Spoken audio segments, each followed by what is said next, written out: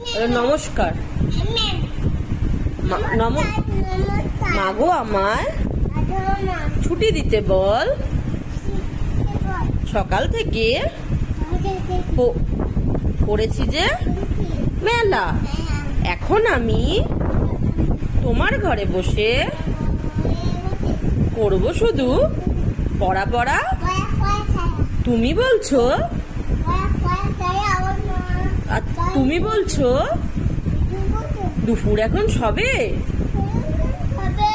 না হয় যেন সত্যি হলো তাই। একদিনও কি দুপুর বেলা হলে বিকেল হলে মনে করতে নাই?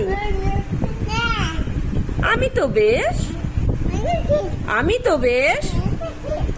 ভাবতে পারি মনে,